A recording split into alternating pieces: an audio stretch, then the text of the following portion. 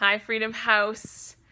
Brian has asked us if we would be willing to share anything that we heard this year prophetically. So we're going to take a few minutes here and just talk about what it's been like for us at the Evans household in 2020. So coming into 2020, I feel like for almost a year before, God was already working on me specifically, because I'm probably the one in the household that has more financial issues, about prosperity. And so when we came into 2020 and knowing that our church was standing on that, but so many people we'd talked to, so many different ministries we'd been hearing from, everybody was standing on prosperity for 2020. So we just knew that this is what the Holy Spirit was saying and doing through his kingdom. And so standing on prosperity was like, okay, here we go, let's do this. And thinking that I already had learned a lot in the last year or so about it, all of a sudden, I'm driving to work, it was in January 2020, and I'm just kind of, talking with Jesus, as I sometimes do, like just casually this time, nothing specific. And then he just says, January 2021. First I stop, and I'm like, what is that date you're saying, God? He says it again and reminds me that back in December of 2015, RA and I had said we're going to make a 5-year goal to January 2021 to be debt-free. Well, since that December 2015, we've gone through a lot of stuff in our household and have just accumulated more and more debt. So in the flesh, I think there's absolutely no way that we can still hold that goal. And God just said, if you're standing on prosperity, then you need to stand on this and believe for it. So I was like, okay, just let go. And I'm like, in my flesh, doesn't make any sense, but God's got us. We're prosperous as his children. And so that's what I was praying for the whole time. Income tax time comes, and we got a great return. And then COVID hit. And I didn't know if I'd still be getting an income because I wasn't like a permanent homeroom school teacher at a weird position. And so we were already talking about Superseed Sunday before church even started talking about it, because we're trying to think, okay, how can we pre-plan for all this stuff? And again, we're just talking about prosperity, and God just kept reminding us, like, just believe it. Just believe that I've got it all under control. And so we made this number, declared it, had no idea how it was going to work financially. Then I find out that I was still going to be getting paid during lockdown time of COVID, even though my position pretty much became redundant.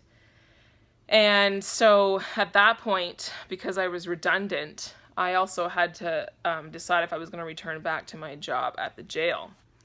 So it ended up that I was able to work 2 jobs and have 2 incomes. She got 2 jobs. And God totally provided everything for us to give abundantly, for Superseed, a give to other things. So it was totally cool how that happened. It was awesome. And then as we're entering into those 6 months with when COVID kind of hit here in Ontario, right away, I just heard in the spirit, opportunity.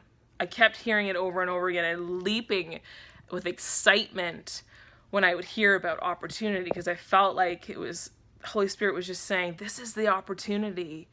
This whole COVID thing is just a mask for the opportunity of the kingdom of Christ to rise up and shine for me during this time, that I want to just transform what the church looks like. I want to transform my body. And so I just was so encouraged and thinking, this is the time for us to just jump into what the Holy Spirit's doing, because it's happening now and it's happening fast. Do you want to add? What did you want to say? I'll add on after you. At the end. Yeah. So basically, we're coming up to 5 minutes here. So basically, that was the word I got during the 6 months, and taking opportunities at work and just being opportunists in speaking about Christ wherever I was. So then I just felt like God saying now, and as we continue on into what's coming next, just God's encouraging his kingdom to take risk. So I kept hearing risk, and we had heard a speaker a few years ago talking about risk, and it kind of all came back right now is we need to be taking risks, bold risks, more than ever before for him and the kingdom in how we live our lives and how we share him. And for me, just to add to that, risk, the world sees it as risk, whereas the kingdom sees that as faith. So in world terms, risk equals faith in the king. So in the world, it's risk. In the kingdom, it's faith. And I, just moving forward, just that whole prosperity thing, everything that Kate just shared about the whole debt, we are still, that's still something that we are standing firm on and standing in faith for. It's still like all that, COVID, all that stuff that we're just talking about, the prosperity, the COVID stuff, and where we're going from now, from here on in. I just really believe that this is a time for the church to rise up, and what Kate had felt with us taking a step of taking risk is God, I really believe, saying that we need to step out in faith. In 1999, God gave me a word that the face of the church is going to change, and it did, and it's still continuing to do that. And I really believe that this is another time where business as usual is changing once again, and that we need to step out and step forward and take those risks and have that faith that God has got us. And we just need to take those doc sessions that Brian has been teaching on and Dave has been teaching on. Is you can't emphasize that any stronger.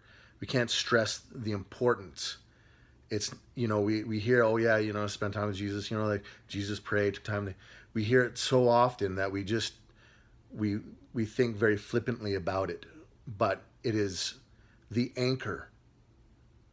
It's crunch time. And we really need to spend those doc times, those times with Jesus, more now than ever. I really believe that moving forward, we need to do that. Awesome. Because the church, the face of the church is changing. So that's what God's been saying here in the Evans household. We love you, Freedom House. We bless you. Bless you. Bless you. See bless you soon, you. hopefully. Bye.